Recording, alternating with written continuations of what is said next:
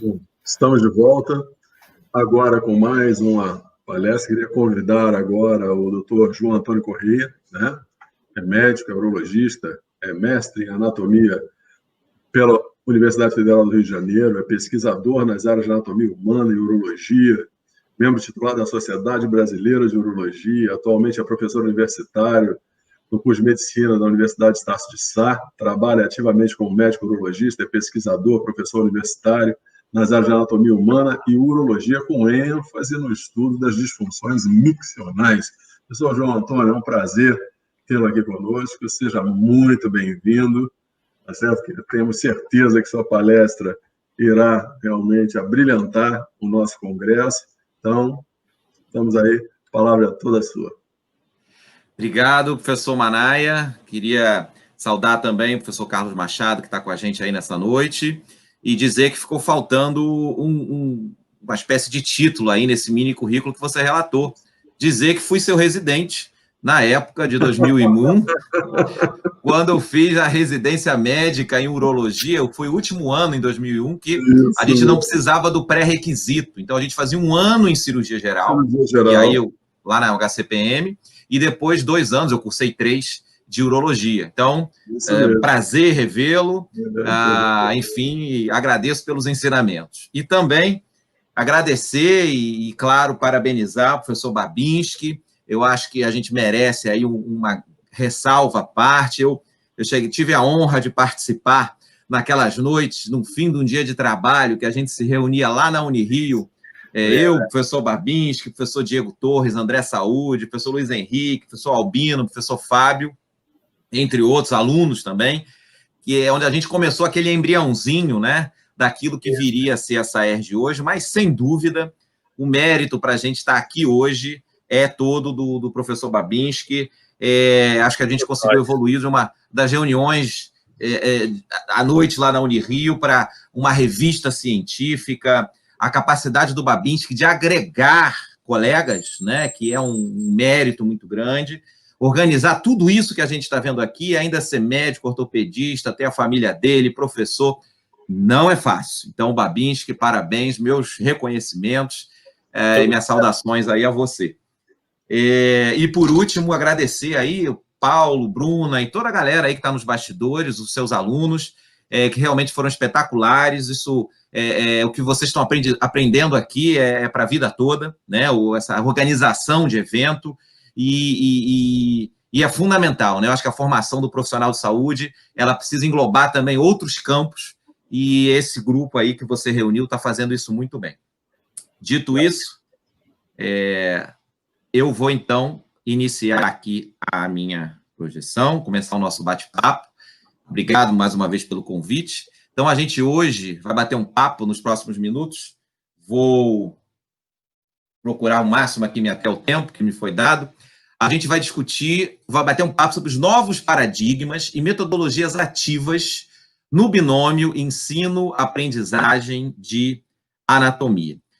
De fato, a gente tem alguns paradigmas para discutir, e eu queria começar trazendo alguns paradigmas. Acho que o primeiro ponto da gente que é professor, da gente que está em sala de aula, para começar a discussão, é a questão da competição desleal. A gente hoje vive num ambiente cercado de distratores para os nossos alunos. O aluno está assistindo uma aula, tem uma mensagem de várias mídias sociais aí chegando para ele interagir, e que a gente precisa lidar com essa situação, mas, de fato, é uma competição desleal que a gente enfrenta.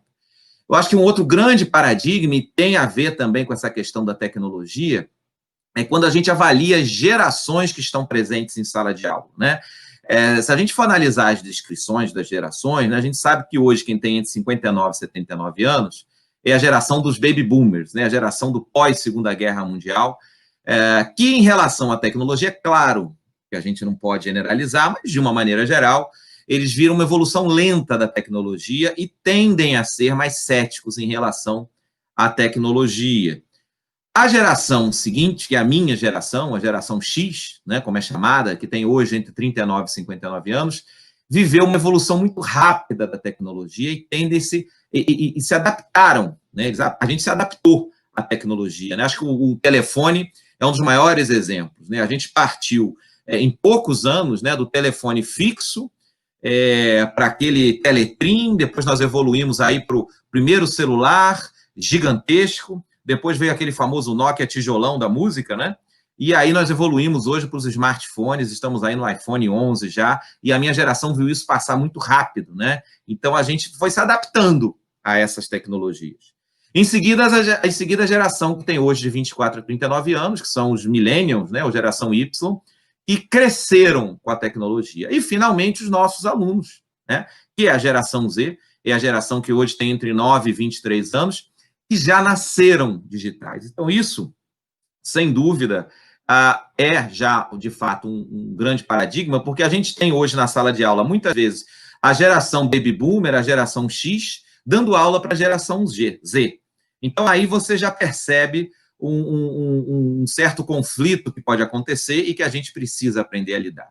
E aí, talvez uma dica para a gente lidar com essa questão da tecnologia que permeia a nossa sala de aula é o velho ditado, né? Se não pode vencê-lo, junte-se a ele. Isso aqui é uma foto de um dos maiores congressos médicos mundiais, um congresso caríssimo, né?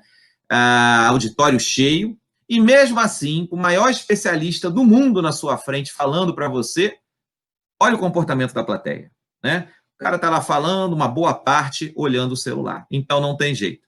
Se a gente não trouxer a tecnologia para o nosso lado, se a gente não trouxer o celular, muitas vezes, para dentro de sala de aula, vai ser difícil a gente ficar gritando ou proibindo, né? Talvez, uma vez ouvi isso de um colega anatomista, mas isso aí é mimimi, né? Na minha época, não era assim. Né? Na minha época que era bom. Na minha época, o professor chegava, a gente tinha que decorar todos os origens e inserções, os epônimos, o professor ele dava um livro enorme, saía da sala e a gente tinha que decorar, e no dia seguinte tinha uma arguição. Eu aprendi assim também anatomia, e minha faculdade foi assim no final dos anos 90. Na minha época, funcionou para mim. Né? Mas será que a forma que eu aprendi na minha época é a melhor forma da gente ensinar hoje em dia? Né? A gente tem que tomar muito cuidado com essa frase, na minha época que era bom, para a gente não ficar no passado. Né? Eu acho que a época é a época do presente, e a gente precisa, como educador, se adaptar ao que a nova geração precisa e o perfil dessa nova geração. Para a gente ter uma ideia, né, como é que as crianças aprendem hoje? Eu sou pai de uma menina de 6 anos, a Maria Flor, e o Pedrinho, de 1 ano. Maria Flor, eu fui alfabetizado no final dos anos 70, e na época a gente tinha o quê? A cartilha, né? Ficar escrevendo lá, o vovô viu a uva 25 vezes, não era assim que a gente aprendia? A minha filha, ela não escreveu cartilha nenhuma, né? E já na pré-escola foi alfabetizada brincando. Ela aprendeu sem querer. A forma de ensinar as nossas crianças hoje em dia já é diferente. Agora, imagina quando a minha filha, que hoje tem 6 anos, se um dia resolver fazer, por exemplo, a faculdade de medicina e for minha aluna, como é que eu, com a minha formação, se eu não me atualizar, como é que eu vou ensinar uma menina que com 6 anos aprendeu de uma forma completamente diferente? Será que ela vai aceitar a forma que eu ensinava no passado? Né? Corro o risco de ter uma situação desse jeito, né? A gente falando. Uma vez um professor na sala dos professores lá da Estácio entrou e falou assim, olha, acabei de sair da sala, dei uma aula maravilhosa, uma aula espetacular. E aí um outro colega perguntou assim, maravilhosa para quem? Para você ou para os alunos? Né? Então a gente precisa ter essa reflexão, né? Que tipo de aula a gente está dando? O que é que a gente quer? A gente quer que esse aluno aprenda e fique com aquela memória daquele aprendizado para a vida profissional dele, ou a gente quer que ele esqueça assim que ele sair da sala de aula? Então, é um pensamento que a gente tem que ter, e certamente essa pirâmide, que foi aí postulada no final dos anos 60, esse percentual, essa é uma pirâmide do aprendizado, muitos conhecem já aqui, que avalia o índice de retenção do conhecimento de acordo com a atividade que você apresenta. Esses percentuais que estão apresentados aí são bem controversos, a gente não tem muito isso ainda legitimado aí na literatura. Mas, de fato, se a gente analisar o lado direito aqui dessa coluna, se você for ver a taxa de retenção de conhecimento, independente do número, de você assistir uma palestra é menor do que quando você lê algo, que é menor do que quando você dá uma palestra, por exemplo, utilizando recursos audiovisuais. Quando você demonstra algo, você retém mais conhecimento. Eu estou indo de cima para baixo. Quando você faz discussão em grupo, sua retenção de conhecimento aumenta mais ainda. Se você pratica o conhecimento, ou mais do que tudo, seria a base da pirâmide, né? A forma que você mais leva conhecimento, forma memória de longo prazo, é quando a gente ensina os outros. Eu não estou mentindo. A maioria de nós aqui, que somos professores de anatomia, começou como monitor, né? O que o monitor faz? Ele ensina os outros. Eu garanto que o que a gente sabe de anatomia hoje veio da nossa época de monitoria, né? Porque a gente ensinava aos outros. Num congresso, por exemplo, é um outro bom exemplo. Quem é que mais aprende num congresso? É quem está sentado na plateia ou quem preparou a aula? Duvido que você se esqueça da aula, daquilo que você preparou para a sua aula no congresso. Você se estressou, você foi atrás do conhecimento, você leu, você preparou uma apresentação e você foi ensinar os outros. Você se apropriou daquele conhecimento. Então, isso a gente precisa ter em mente também na hora da gente construir a nossa aula e na hora de entender como é que a gente vai passar o nosso conhecimento. Para a gente ter uma ideia, o nosso cérebro, ele funciona assim, em termos de formação de memória. O nosso cérebro, ele faz escolhas a cada segundo daquilo que vai ficar, de fato, gravado na nossa memória e daquilo que é dispensável, né? Para a gente manter algo na nossa memória até a nossa morte ou algo de longo prazo, o cérebro precisa despender uma carga energética enorme. Ele precisa, inclusive, formar novas sinapses. E isso não é algo trivial. Então, o cérebro, a cada segundo, o nosso cérebro, a cada segundo, faz escolhas. O que vai ficar e o que eu vou esquecer daqui a alguns minutos. Né? E o balizador, isso já está provado por estudos neurofisiológicos e publicações, o que faz o cérebro decidir o que fica e o que sai são as emoções. Aqui algumas publicações mostrando isso. Quando a gente se emociona diante de algo, o cérebro diz, opa, isso fica, porque isso emocionou. Então, a emoção, sem dúvida, é um fiel na balança para decidir o que fica e o que vai embora do nosso cérebro. Eu vou dar um exemplo aqui bem claro para a gente entender essa história da emoção.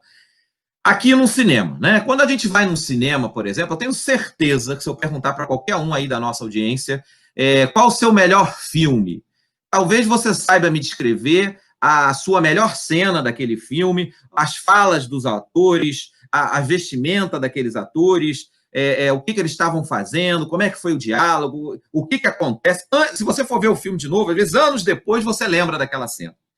E você não levou caderno para o cinema, você não usou gravador para gravar o cinema, você não filmou, pelo menos não poderia ter filmado, né, aquele filme para assistir depois, como os nossos alunos fazem, né? Os alunos fazem isso na sala. Fica anotando lá, professor, posso gravar a aula? Professor, posso filmar? No cinema você não faz nada disso e não esquece mais. Por quê? Porque você se emocionou. Então, a emoção é o que vai fazer valer a pena você, vamos dizer assim, entre aspas, gastar sua garganta lá perante a turma inteira e aquele seu trabalho valer a pena na formação, ficar gravado na cabeça desse futuro profissional de saúde ou de qualquer outra área que você esteja formando. Vou dar um exemplo agora ruim, né? Quem tem mais de 35 anos aqui na audiência, que é o meu caso, sabe exatamente, aqui a gente tem aqui o atentado terrorista, né, do 11 de setembro das Torres Gêmeas de 2001, sabe exatamente o que estava fazendo na hora do atentado das Torres Gêmeas. Você sabe onde você estava, com quem você estava, o que você conversou. Tenho certeza disso. Por quê? Uma emoção do mal, né? Quer dizer, uma situação de estresse que te emocionou e ficou gravado. O cérebro, na mesma hora, entendeu. Isso tem que ficar, porque isso é importante. Então, nesse contexto, talvez o segredo para a gente conseguir manter o nosso esforço lá da sala de aula, né, que é um prazer, é claro, mas sem dúvida demanda energia, para que aquilo valha a pena, a gente precisa entrar com ferramentas de ensino que emocionem nossos alunos. Eu vou soltar essa mosquinha aqui, já soltei aí na audiência, que é a mosquinha das metodologias ativas de ensino. A gente precisa abrir a nossa cabeça para novas ideias enquanto educadores, né? E eu soltei essa mosquinha das metodologias ativas aí para a audiência, porque essa mosquinha me picou há mais de 10 anos e eu não consigo mais parar de fazer outra coisa em sala de aula, porque a gente vê, de fato, os resultados. Então, o que a gente vai passar a discutir agora são justamente como a gente pode usar metodologias ativas em sala de aula para ensinar anatomia humana ou anatomia veterinária, enfim, de forma que essa informação seja permanente, para que o nosso aluno leve isso para a beira do leito, leve isso para o consultório, leve isso para a bancada de pesquisa, seja lá onde ele vai atuar, leve isso para a docência que ele vai exercer, seja lá o cenário que ele vai atuar depois de formado. E, é claro, isso pode ser aplicado para graduandos, pós-graduandos, residentes na área médica e até mesmo para grupos de pacientes, por que não? Né? Bem, então, vou trazer alguns exemplos. É claro que, pelo tempo, a gente não consegue trazer tudo, né? Mas eu vou trazer aquilo que a gente mais usa no nosso dia a dia, lá no curso de medicina da Universidade Estácio de Sá. Primeira sugestão, né, que a gente tem é a metodologia ativa de ensino chamada Cruzilinha. Essa metodologia ela é composta do quê? Ela atende grandes grupos de alunos, né? Então, você tem uma turma grande, você pode utilizar, isso é uma vantagem. Ela permite avaliação individual do aluno, né? Você pode dar nota para essa atividade, isso pode compor a média do primeiro trimestre letivo desse aluno, né? Então, isso também é interessante, isso é uma atividade que pode ser pontuada. Ela precisa de estudo prévio e a gente, repito, isso é uma sugestão, não é uma coisa fechada, a gente não permite consulta quando executa essa metodologia. Então, ela é feita da seguinte forma: os alunos todos se levantam, a gente tira as carteiras, né? E a gente, então, coloca uma linha, não sei se vocês estão vendo na imagem, mas tem uma faixa ali no chão, que na verdade é uma fita adesiva que a gente colou no chão, para delimitar uma linha no centro da sala, né? Então, os alunos ficam todos de um lado da linha, a gente coloca, então, tem um professor lá na frente, o professor André Saúde, está dando essa aula lá, e ele, uma aula de anatomia, e ele lá coloca uma afirmativa no quadro, uma afirmativa de anatomia clínica, por exemplo, e os alunos, então, são convidados a cruzarem a linha, mudarem de lado, se concordam com a afirmativa. Então, quem concorda com a afirmativa, muda de lado. Quem não concorda com a afirmativa, permanece do outro lado da linha onde estava desde o início. E aí, depois que os alunos já decidiram, lá não pode ficar em cima da linha, claro, né? Tem que escolher um lado, óbvio, né? Não pode ficar em cima do muro. E aí começa a coisa mais interessante, né, dessa metodologia, que é você provocar a argumentação e contra-argumentação dos grupos que estão separados pela linha. Então, eu vou perguntar, fulano, você não mudou de lado, por que então você acha que essa afirmativa está errada? E ele vai lá e justifica. O outro lado, olha, você mudou de lado, então para você essa afirmativa está certa. Por que ela está certa? Justifica para mim. E aí eles começam uma discussão entre eles, e caso um aluno seja convencido, ele pode mudar de lado. Afinal de contas, mudar de opinião na vida é muito saudável, né? Então, a gente permite que isso aconteça, no final a gente encerra, dá o gabarito, quem está do lado certo recebe lá uma pontuação, e quem justificou de forma correta recebe uma pontuação maior. Em tempos de pandemia, como é que a gente pode adaptar isso, né? Bem, todas as nossas plataformas, né, de videoconferência hoje em dia, tem o que a gente vê aqui no canto esquerdo da tela, escrito em inglês ali, ó, levantar a mão, raise a hand. Você pode pactuar com os alunos da seguinte forma: você posta uma afirmativa no seu ambiente virtual, no seu ambiente online, com os alunos nas suas casas, né, em função da pandemia, mantendo o distanciamento social, e pede para quem concorda com aquela afirmativa levantar a mão, quem não concorda mantém a mão abaixada, você promove a discussão entre eles, abre a câmera, pede para eles escreverem no chat.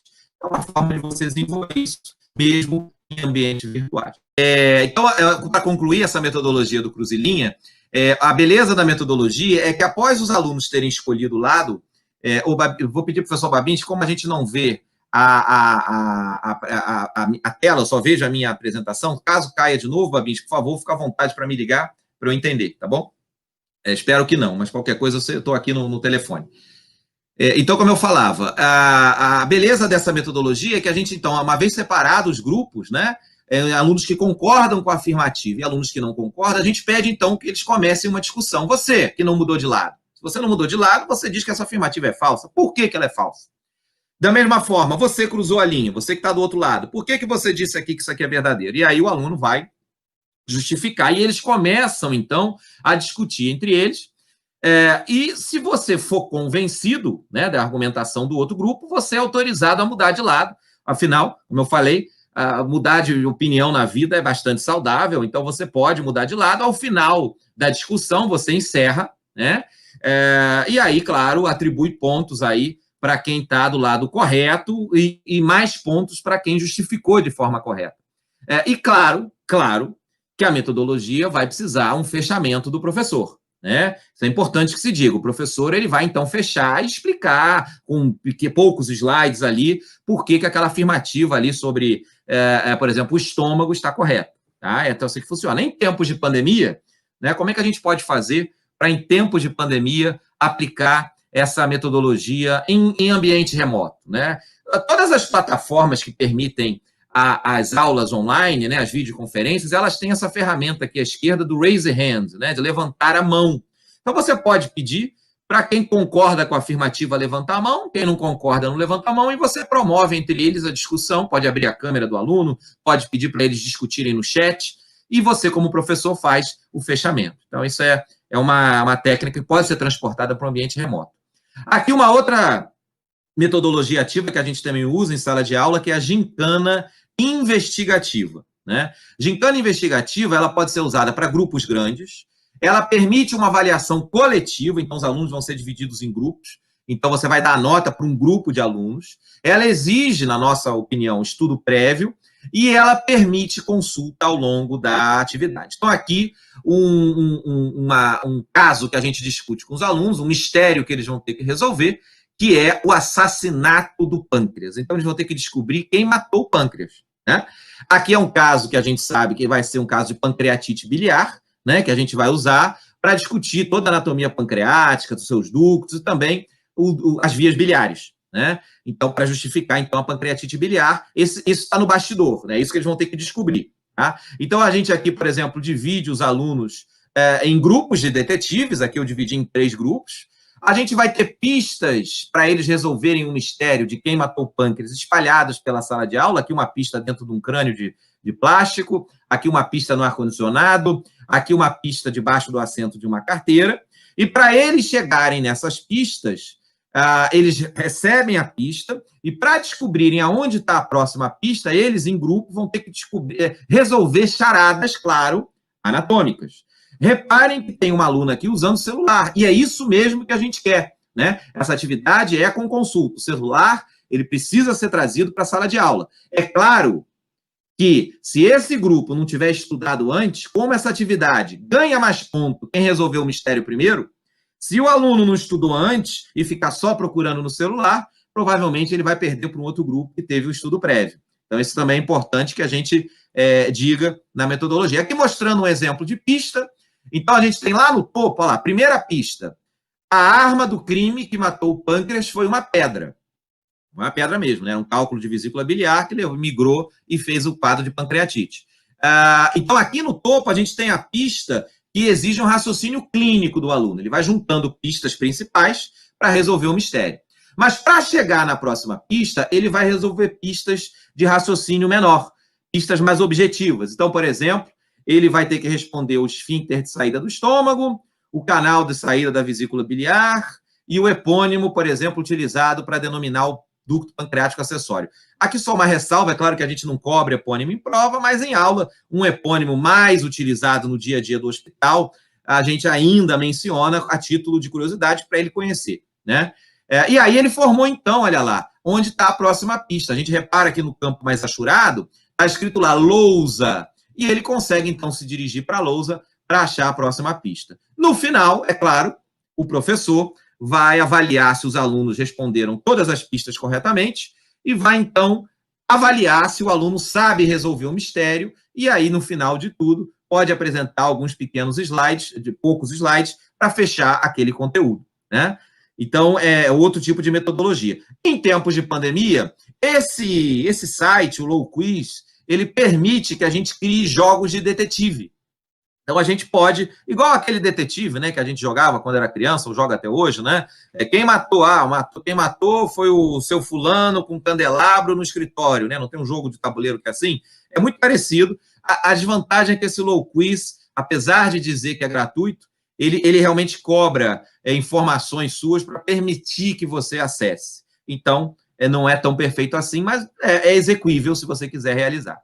Outra metodologia que a gente utiliza, e aqui na prática de anatomia, é a massa de modelar. Salvo engano, o professor Célio comentou mais cedo, né, dessa técnica que pode ser utilizada. A massa de modelar, ela é usada no anatômico, né, ela permite, então, grupos grandes de alunos, ela não gera avaliação.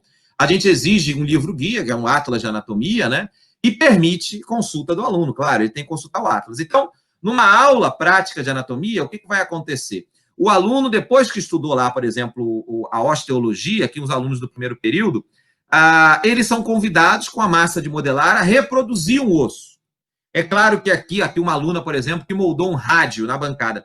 É claro que aqui a gente não está avaliando a habilidade de artesão desse aluno. O objetivo dessa atividade, qual é?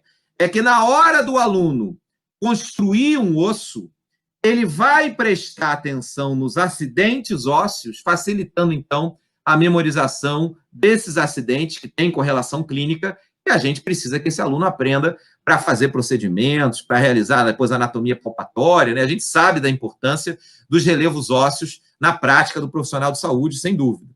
Aqui uma aluna muito orgulhosa da sua clavícula, e aqui mais uma aluna aqui com uma clavícula aqui em construção. Então, esse é o objetivo. Na hora de construir com massa de modelar, o aluno tende a prestar mais atenção nos relevos ósseos.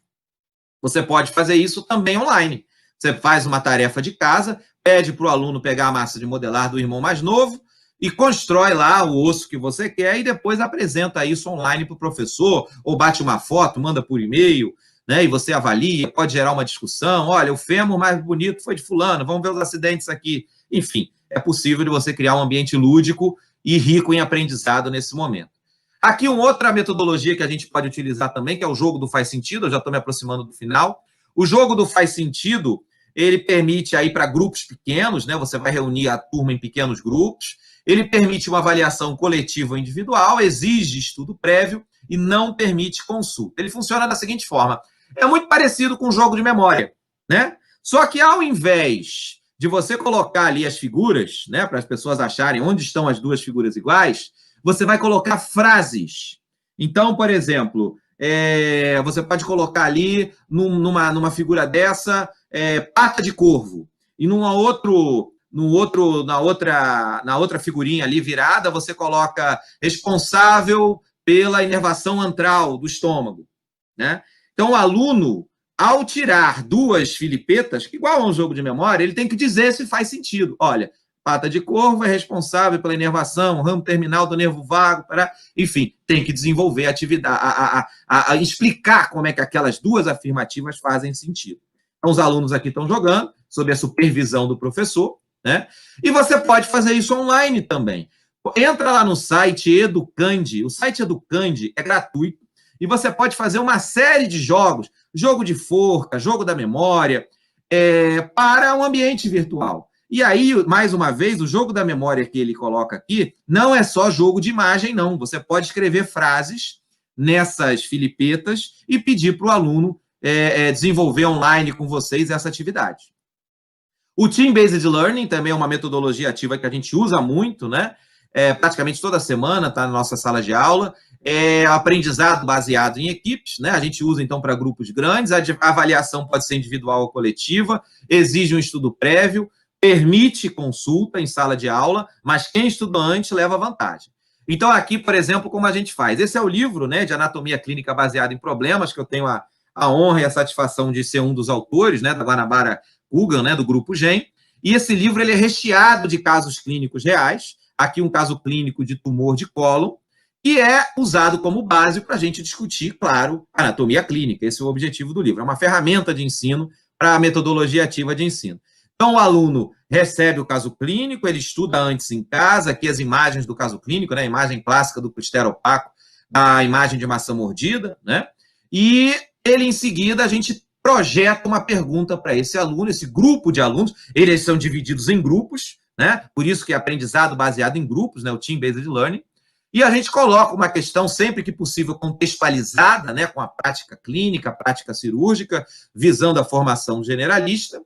Esses alunos, então, vão ter um tempo marcado, porque a gente entende que eles já tinham que ter estudado antes, para responder essa questão, e nessa hora eles podem consultar um computador, podem consultar o celular para tentar responder, mas você tem um tempo, né? Tem um tempo para isso, e em seguida eles respondem pelo celular. Então a gente usa o celular não só para consulta, mas também para resposta da pergunta. E aí tem vários aplicativos que a gente pode usar para isso, e em tempos de pandemia você pode transportar também para o ambiente remoto. Aqui um dos que a gente usa muito, que é o Kahoot, né? Você vai criar as questões pelo Kahoot, no create.kahoot.it.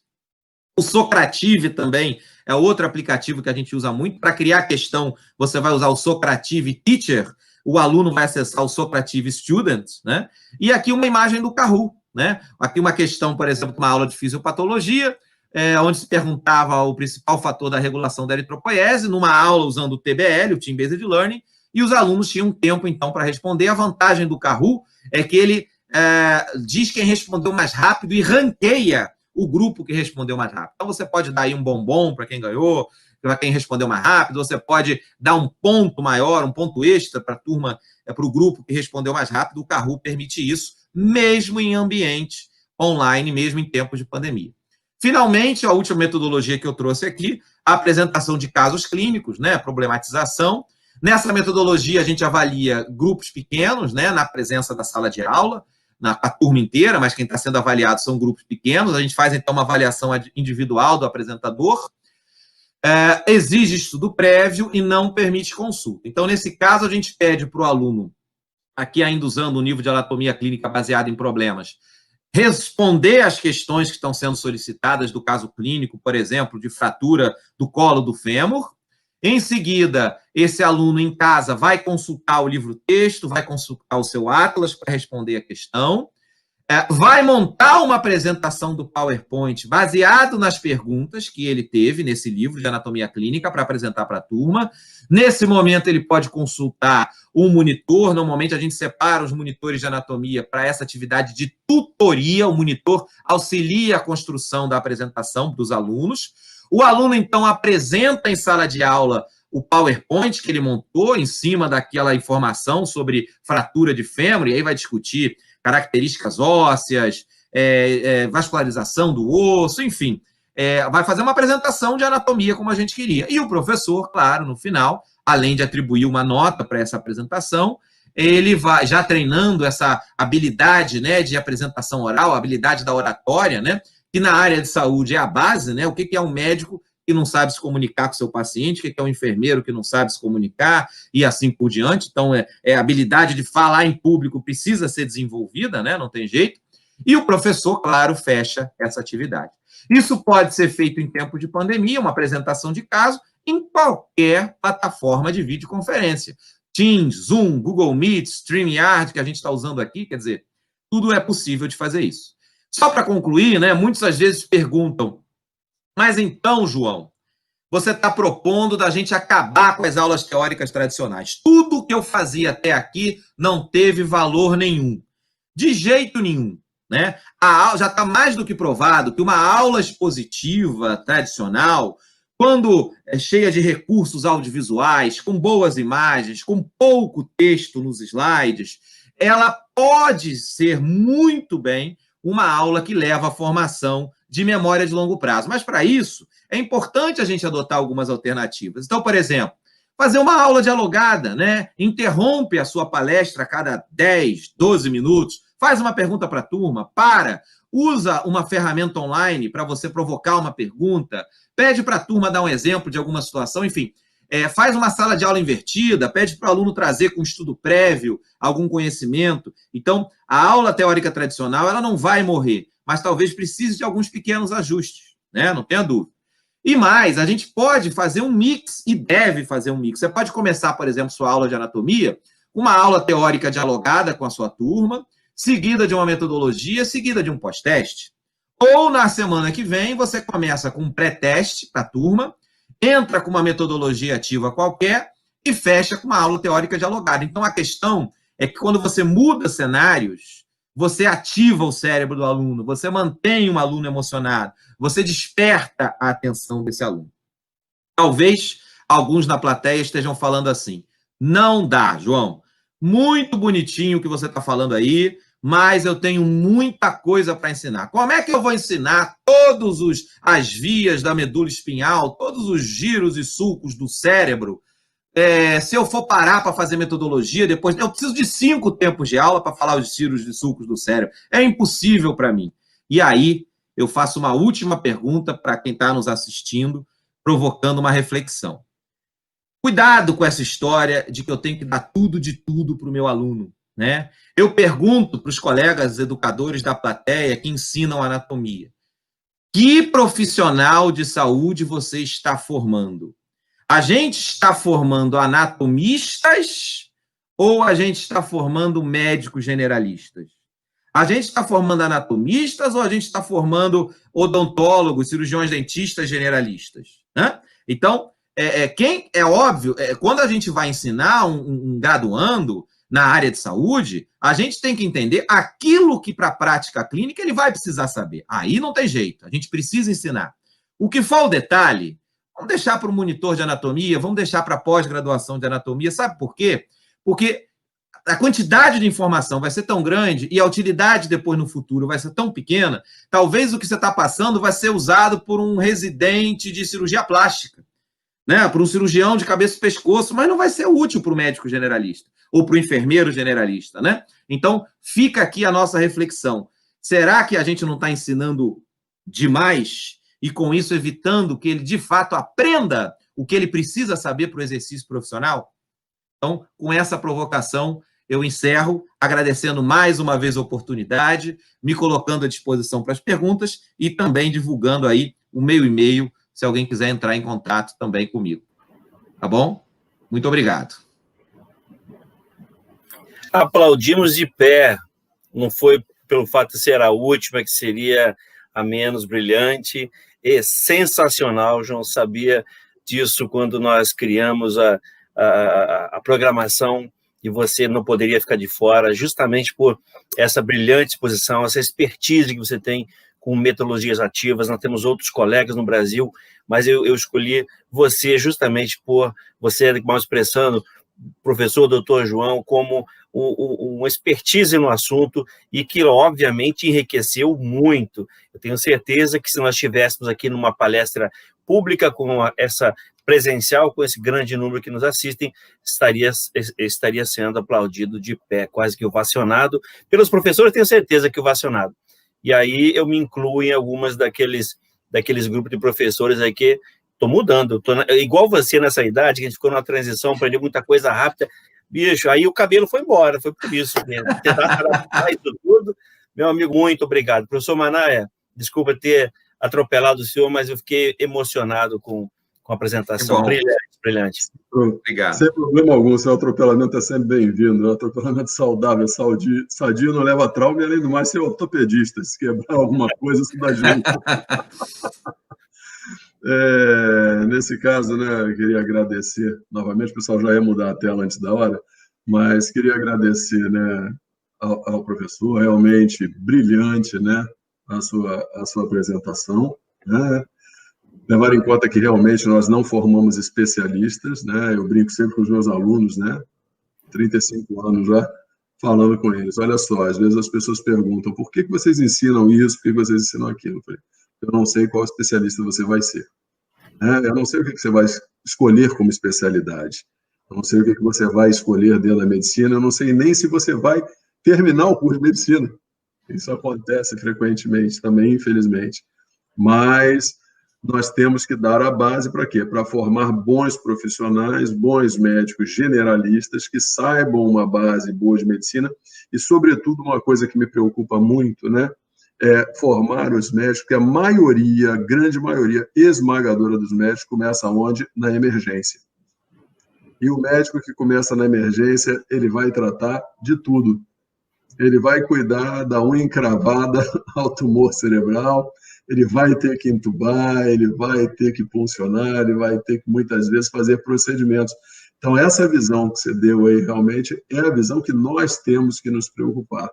É a visão que nós temos que estar sempre, né, focados nisso, para que nós, às vezes, não entremos, por exemplo, eu, dentro da minha área, dentro da cirurgia videolaparoscópica, não acabe, né, querendo formar um videolaparoscopista. Não posso fazer isso. Da mesma forma, o Babinski, como ortopedista, não pode querer formar um ortopedista. Nós deixamos isso para monitoria, para pós-graduação, para residência médica. Mas para os alunos de graduação, é fundamental que nós vejamos sempre, né, a formação de um generalista que normalmente começará num trabalho de emergência, atendendo todo tipo de paciente, e ele tem que estar preparado para dar, né, o bom atendimento.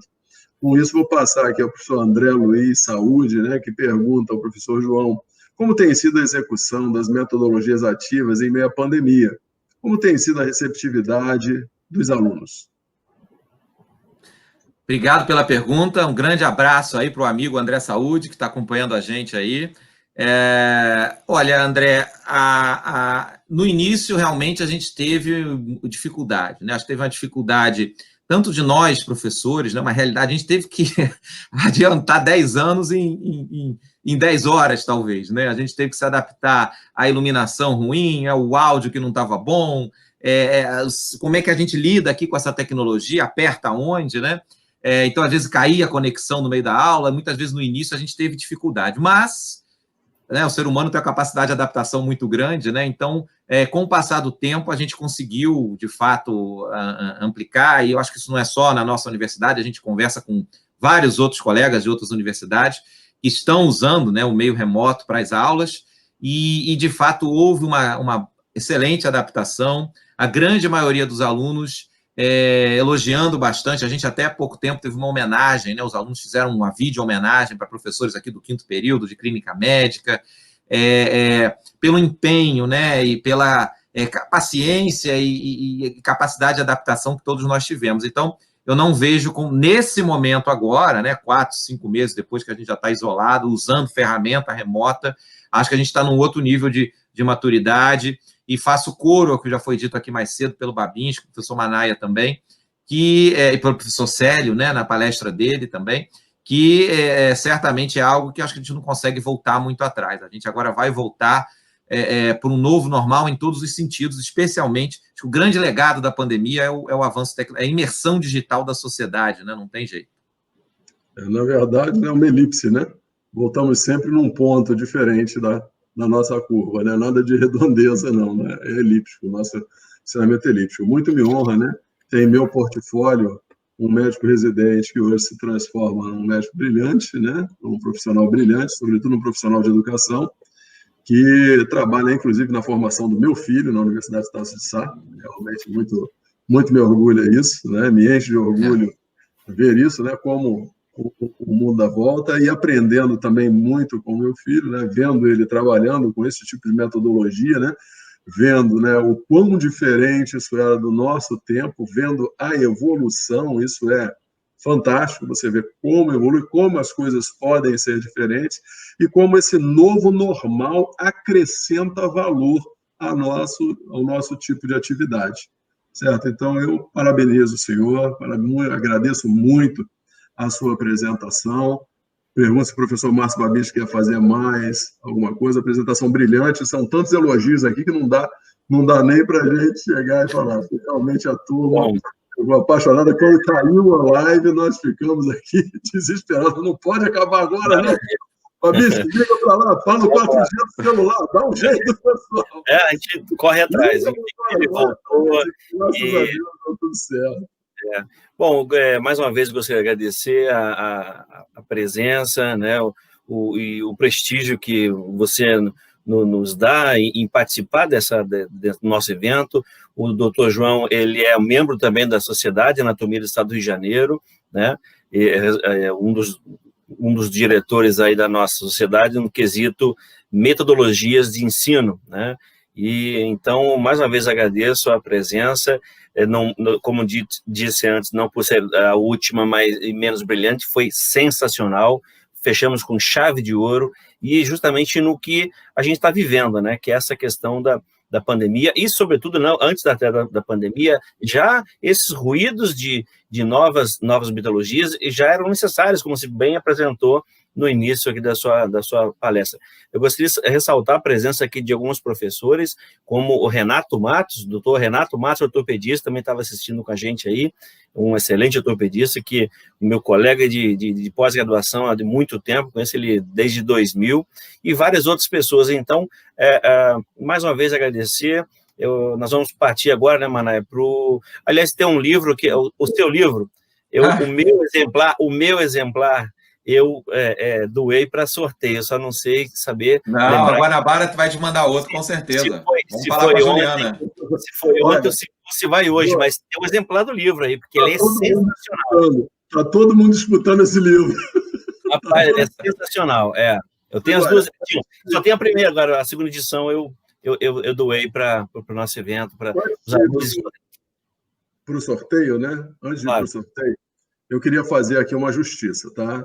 Logo depois, aqui nós vamos ter a apresentação de um vídeo e queria convidar o professor Babinski para, juntamente comigo, agradecer, né, a todos aqueles que estiveram. O nosso congresso está terminando, ainda vai ter a fase de sorteio, né? Mas nós, né, temos que agradecer a todos aqueles que realmente colaboraram, que foram essenciais, fundamentais, né, que brilharam aí nos bastidores, que nos deram todo o apoio, que nos ensinaram como fazer esse congresso, a verdade é essa, tá certo? A diretoria do Núcleo de Anatomia Humana e Comparada, né, com o Paulo Rogério Maurício Postigo, da Medicina, presidente do NHC. Nós temos uma surpresinha aí. Não estrague, não é melhor. Tá, mas pode comentar também. Eu sei, eu só estou fazendo a coisa, eu sei. Eu estou fazendo isso porque o pessoal queria só fazer a surpresinha. Eu falei, mas não, nós temos que agradecer pessoalmente, certo? Claro. Pedro Afonso Amaral, da Medicina, André Limonge, Rafael, da Odonto, Mariana Gruzlowska, certo? Gruzkowska. Não, é Gruzkowska. É polonesa, minha polonesa. Então é só conterrânea, você sabe, né? Gruzkowska. Vamos lá.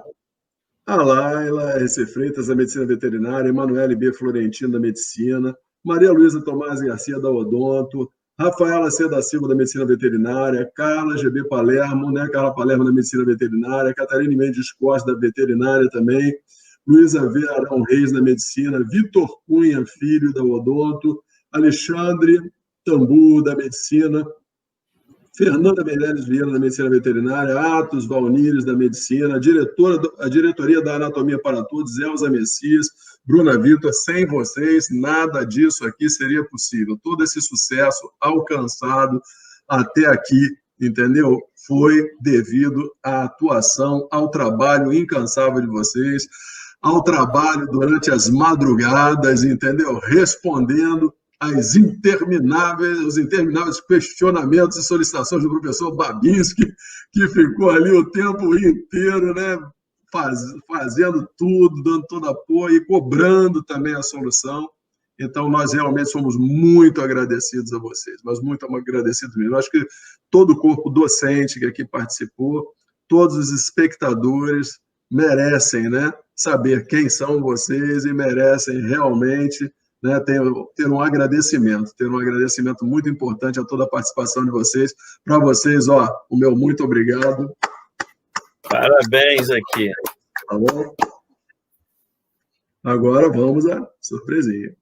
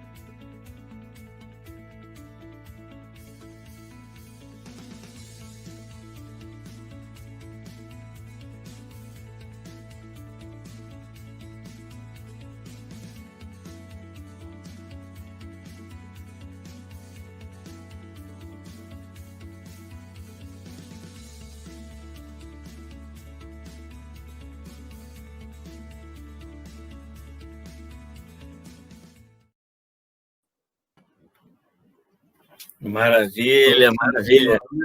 Essa é a nossa singela homenagem, é como nós podemos retribuir, né, professor Babinski, a todo o trabalho, toda a dedicação, todo o carinho, todo o empenho, todo o profissionalismo que eles tiveram e que todo o carinho com que nos trataram, carinho, respeito, né, a todos os que participaram desse congresso. Realmente é assim, algo que emociona mesmo ver um trabalho desse, ver aqui o comentário, né, do professor Machado e de todos os outros professores que aqui entraram, então vocês também sintam-se homenageados, tá bom?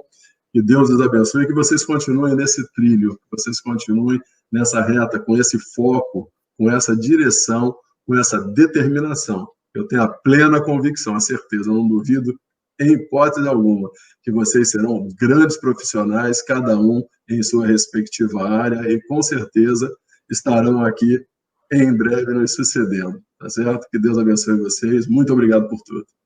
Sou Babinski, agora é com o senhor.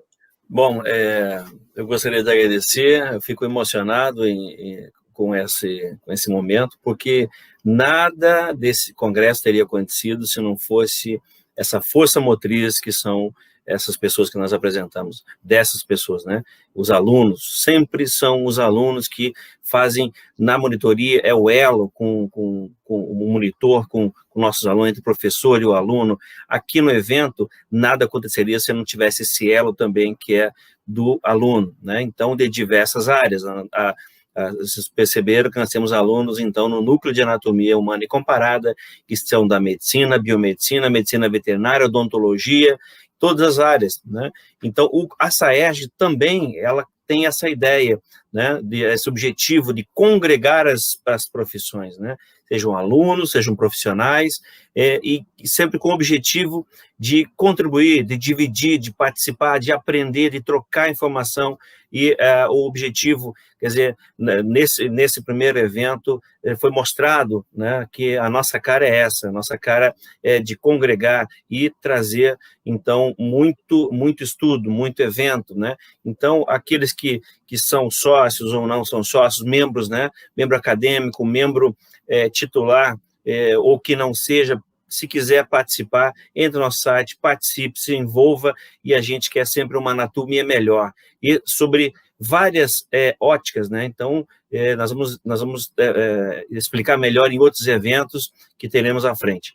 Bom, mais uma vez, eu gostaria de agradecer a todos vocês que ficaram todas essas 3 noites com a gente, esse grande número de pessoas, de corpo docente, de técnicos de anatomia, técnicos de radiologia, de enfermagem, né, profissionais de diversas áreas, e também o nosso grande objetivo no trabalho, né, que é o aluno, você que nos assiste. Então, nosso muito obrigado, e como disse o professor Manaia, que Deus, ele sempre está olhando por nós, né? E com certeza esses meninos já mostraram que têm aí um futuro de sucesso, né? E serão abençoados. Muito obrigado.